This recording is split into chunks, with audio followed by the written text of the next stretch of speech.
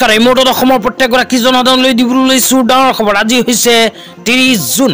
আজি অসমৰ লাখ লাখ দুখীয়াসকললৈ কেইখনমান চৰকাৰী আঁচনি লৈ দিবলৈ লৈছো ডাঙৰ খবৰ। তো যিসকল মানুহে ভিডিঅ'টোত ক্লিক কৰিছে অনুগ্ৰহ কৰি ভিডিঅ'টো স্কিপ নকৰি প্ৰথমৰ পৰা শেষলৈ চাই থাকিব, কিয়নো এইটো ভিডিঅ'ৰ মাজত চৰকাৰী ঘৰৰ পৰা আৰম্ভ কৰি আত্মসহায়ক গোটৰ মহিলাসকলৰ 10,000 টকা প্ৰদানক লৈ কেইখনমান নতুন খবৰ আপোনালোকক প্ৰদান কৰিম। তো অনুগ্ৰহ কৰি ভিডিঅ'টো স্কিপ নকৰি প্ৰথমৰ পৰা শেষলৈ চাব আৰু মোৰ চেনেলত নতুন হ'লে প্লিজ চেনেলটো ছাবস্ক্ৰাইব কৰি মোৰ লগত থাকিব। তো বলক ভিডিঅ'টো আৰম্ভ কৰি আজি প্ৰথমটো গুৰুত্বপূৰ্ণ খবৰ বিষয়ে বিস্তাৰিত জানি লওঁ। তো আজি প্ৰথমটো গুৰুত্বপূৰ্ণ খবৰ হ'ল ভাৰত চৰকাৰৰ এখন বিশেষ আঁচনিলৈ। আঁচনিখনৰ নাম হ'ল ৰাষ্ট্ৰীয় পৰিয়াল কল্যাণ আঁচনি। তো ৰাষ্ট্ৰীয় পৰিয়াল কল্যাণ আঁচনিত কোনবোৰ মানুহে আবেদন কৰিব পাৰিব, আবেদন ক'ত গৈ কৰিব লাগিব, কি নথি পত্ৰ লাগিব আৰু আবেদন কৰাৰ পিছত আপোনালোকে কি লাভ কৰিব বিস্তাৰিত এতিয়া আপোনালোকক জনাইছোঁ। অনুগ্ৰহ কৰি ভিডিঅ'টো স্কিপ নকৰি চাই থাকিব। তো আঁচনিখনৰ বিষয়ে প্ৰথমে আমি জানি লওঁ। তো আঁচনিখনৰ বিষয়ে কোৱা হৈছে ৰাষ্ট্ৰীয় সামাজিক সাহায্য কাৰ্যসূচী NSAPৰ অধীনত এখন পৰিয়াল কল্যাণমূলক আঁচনি। এই আঁচনিখন মৃত্যুৰ কাৰণ নিৰ্বিশেষে প্ৰাথমিক জীৱিকাৰ মৃত্যু হ'লে শোকপ্ৰাপ্ত পৰিয়ালসমূহক আৰ্থিক সাহায্য প্ৰদান কৰা হয়। মৃত দৰিদ্ৰ ঘৰৰ এনে জীৱিত সদস্যক পৰিয়ালৰ সুবিধা প্ৰদান কৰা হ'ব, যিজন স্থানীয় অনুসন্ধান অন্তত ঘৰৰ মুৰব্বী বুলি পৰিচিত হয়। এনেজন জীৱিকাৰ মৃত্যু হ'ব লাগিছিল যেতিয়া তেওঁৰ বয়স 18 বছৰৰ অধিক আৰু 60 বছৰৰ তলত। তো ইয়াতে কোৱা অনুযায়ী যিসমূহ পৰিয়ালত 18 পৰা 60 বছৰ বয়সৰ একমাত্ৰ উপাৰ্জনকাৰী মুৰব্বীৰ মৃত্যু হয়, সেইসমূহ পৰিয়ালে এইখন আঁচনিৰ জৰিয়তে লাভ কৰিব আৰ্থিক সাহায্য।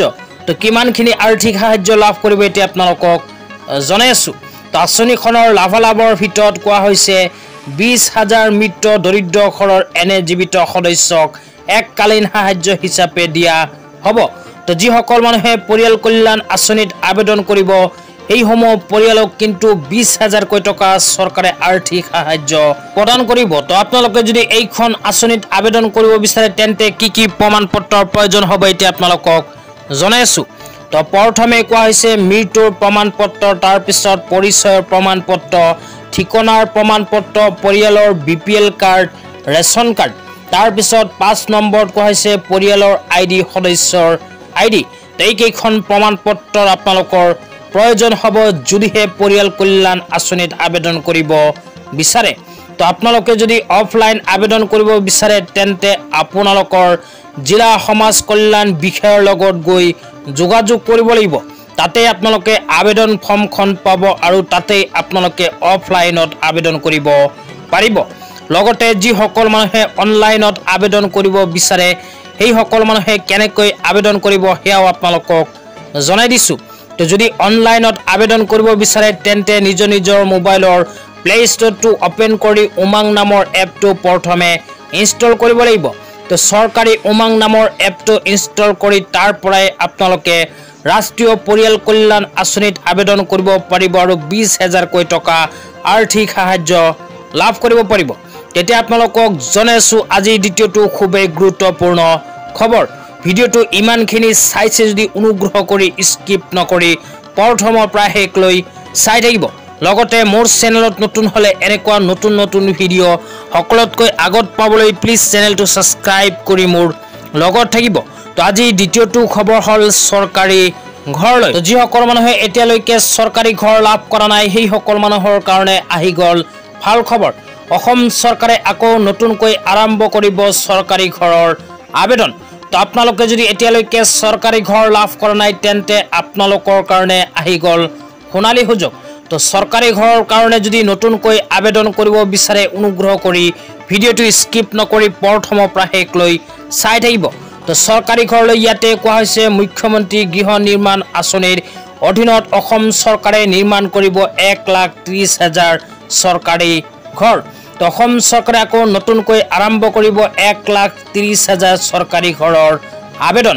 তাৰপিছত আৰু কোৱা হৈছে কেন্দ্ৰীয় চৰকাৰৰ এই আঁচনিৰ দ্বাৰা লাভৱান নোহোৱা লোকক লক্ষ্য কৰি প্ৰধানমন্ত্ৰী আৱাস যোজনাৰ পৰা পৃথক এই আঁচনিখন বৃহস্পতিবাৰ সন্ধিয়া মুখ্যমন্ত্ৰী হিমন্ত বিশ্ব শৰ্মাৰ উপস্থিতিত অসম কেবিনেটত এই সিদ্ধান্ত গ্ৰহণ কৰে। তো ইয়াতে কোৱা অনুযায়ী যিসকল মানুহে এতিয়ালৈকে চৰকাৰী ঘৰ লাভ কৰা নাই এই সকল মানুহৰ কাৰণে অসম চৰকাৰে কেবিনেট বৈঠকত এখন বিশেষ সিদ্ধান্ত গ্ৰহণ কৰিছে। তো অসমত আৰম্ভ কৰিব মুখ্যমন্ত্ৰী আৱাস যোজনা চৰকাৰী ঘৰৰ আবেদন। তো যিসকল মানুহে প্ৰধানমন্ত্ৰী আৱাস যোজনা চৰকাৰী ঘৰ লাভ কৰা নাই সেই সকল মানুহৰ কাৰণে অসম চৰকাৰে নতুনকৈ আৰম্ভ কৰিব মুখ্যমন্ত্ৰী আৱাস যোজনা চৰকাৰী ঘৰৰ আবেদন। তো মুখ্যমন্ত্ৰী আৱাস যোজনা চৰকাৰী ঘৰৰ অধীনত অসমৰ 1,30,000 মানুহক প্ৰদান কৰিব চৰকাৰী ঘৰ। তো আপোনালোকে যদি এতিয়ালৈকে চৰকাৰী ঘৰ লাভ কৰা নাই অনুগ্ৰহ কৰি ভিডিঅ'টো স্কিপ নকৰি প্ৰথমৰ পৰা শেষলৈ চাই থাকিব।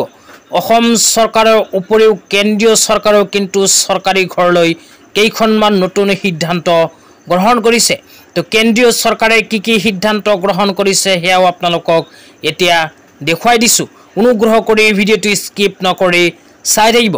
তো আপোনালোকে মোবাইল স্ক্ৰীনত চাব পাৰিছে কেন্দ্ৰীয় চৰকাৰৰ এনেকুৱা এখন আপডেট ইতিমধ্যে আমাৰ হাতত আহি পৰিছে। ইয়াতে কি লিখা আছে আপোনালোকক পঢ়ি শুনাই দিছোঁ।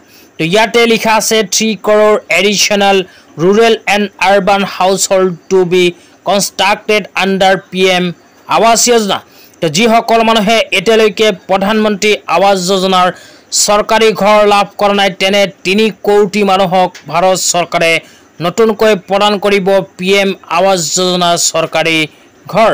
তাৰপিছত আৰু কোৱা হৈছে houses to have basic amenities like to toilet, LPG connection, electricity connections, functional tap connection, etc. তো এতিয়াৰে পৰা চৰকাৰী ঘৰ লাভ কৰা সকলক ভাৰত চৰকাৰে প্ৰদান কৰিব চৰকাৰী টয়লেট, LPG গেছৰ কানেকশ্যন, ইলেক্ট্ৰিচিটিৰ কানেকশ্যন, ফাংচনাল টেপ।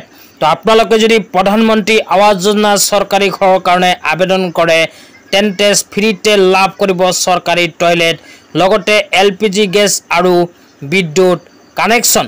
তো এইবোৰ আপোনালোকে যদি ফ্ৰীতে লাভ কৰিব বিচাৰে তেন্তে ভিডিঅ'টোৰ কমেণ্ট বক্সত কমেণ্ট কৰি জনাই দিব। লগতে মোৰ চেনেলত নতুন হ'লে চেনেলটো ছাবস্ক্ৰাইব কৰি মোৰ লগত থাকিব।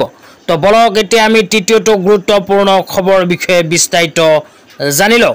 তো আজি তৃতীয়টো খবৰ হ'ল আত্মসহায়ক গোটৰ মহিলাসকলৰ 10,000 টকা প্ৰদানক লৈ। তো যিসকল আত্মসহায়ক গোটৰ মহিলাসকলে 10,000কৈ টকা পোৱাৰ বাবে মুখ্যমন্ত্ৰী মহিলা উদ্যমিতা অভিযান আঁচনিৰ ফৰ্ম ফিল-আপ কৰি ইতিমধ্যে জমা কৰিছে সেইসকল আত্মসহায়ক গোটৰ মহিলাসকলৰ বেংক একাউণ্টত 10,000কৈ টকা কেতিয়া সোমাব এই বিষয়ত আপোনালোকৰ মাজত আলোচনা কৰিবলৈ চেষ্টা কৰিম।